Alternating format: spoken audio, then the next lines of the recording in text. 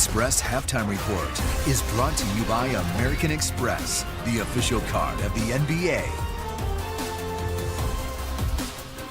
Giannis and the Bucks trying to make the Raptors fear the deer. Ahead 2-0 in this series this year.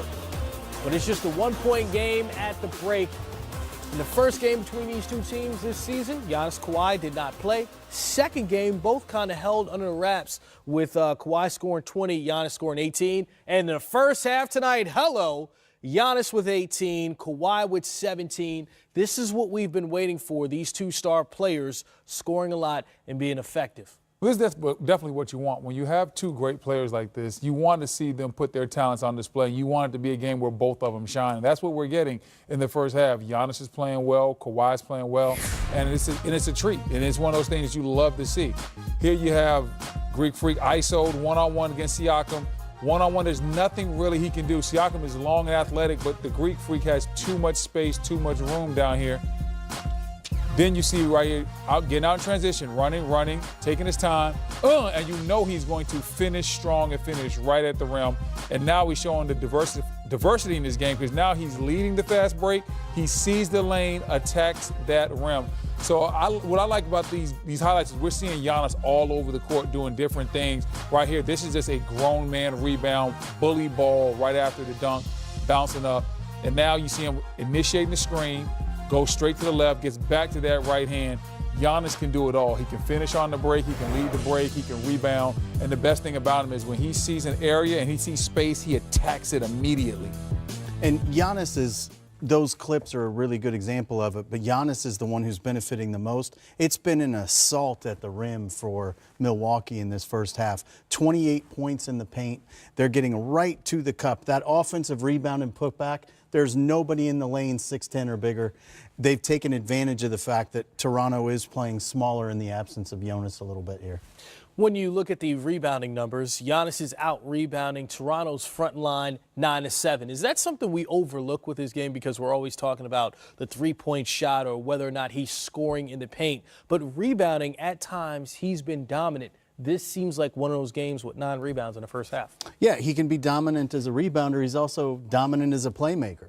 I mean, it's what makes him so special. He can literally, every time he steps on the floor, offer the potential for a triple-double, and you can feed off of him if he's not scoring.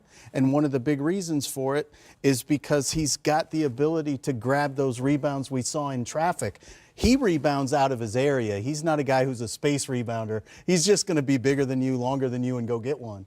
And that is a great part of his aspect of his game is because we talk about a lot of guys that are two-way players. He's a three-way player. He can score the basketball, he can defend, and then he can be a monster on the glass. He averages 13 rebounds a game. There's a lot of centers in this league playing 30 minutes or more that don't get that many rebounds. So it just tells you how diverse his game is, how many different ways he can help you win. And that's what winning is all about when we start talking about positionless basketball. When you have a guy that you can say, hey, he might can get you 40 or 50 on a given night, but if he's not scoring, he can help you defensively. Oh, and if he's not doing it defensively, he might get you 17, 18, 20 rebounds.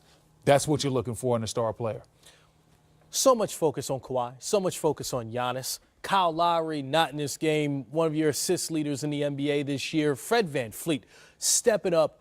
Great for the Raptors in the first half, but we saw him down towards the end of the half with an injury. 3 for 3 from outside. If he's not back in the second half or is not fully effective, what do the Raptors do? Well, they'll probably lean on DeLon Wright, and DeLon Wright's a fine young player in this league, but that's a step down from VanVleet, who I think is probably the best backup point guard in this league, and DeLon is not a natural point guard.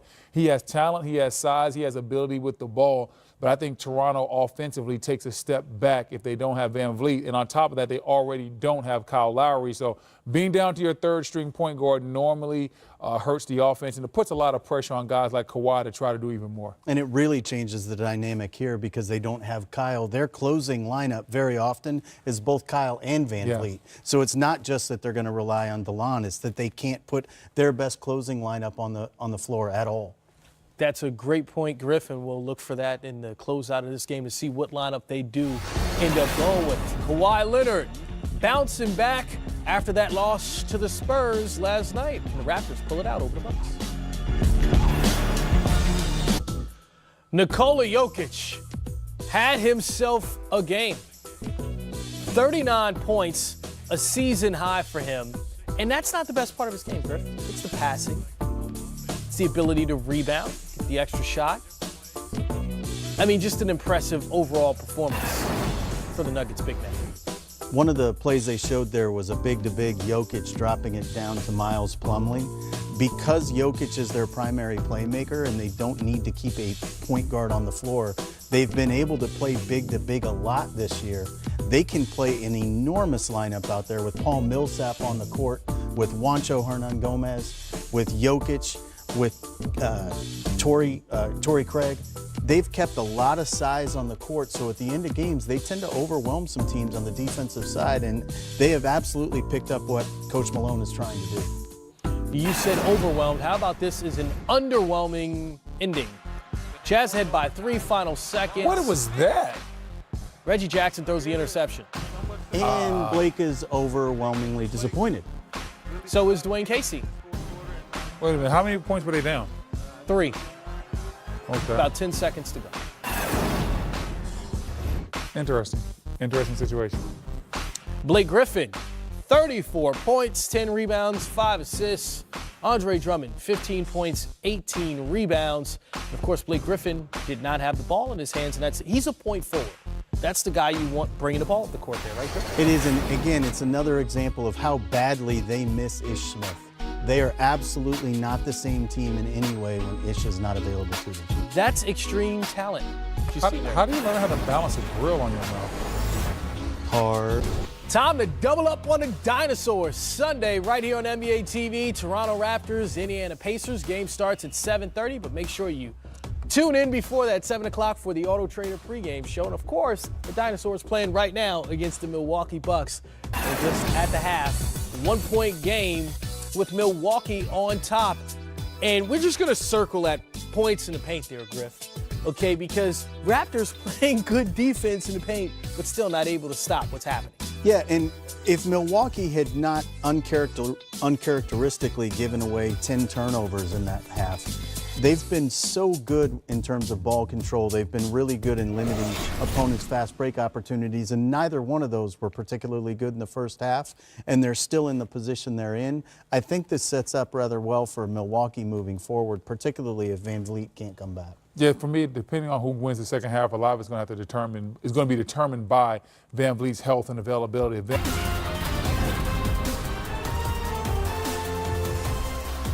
MVP candidates meeting in Milwaukee. Giannis Antetokounmpo for the Milwaukee Bucks, and Kawhi Leonard, cool, calm, and collected for the Toronto Raptors. And the team with the most wins will take on the team with the overall best record in the NBA right here on NBA TV in just over 30 minutes. Welcome to the Auto Trader pregame show. Chris Miles here with Brendan Haywood, David Griffin. Griff, when you see this graphic we have coming up, don't get too excited, all right?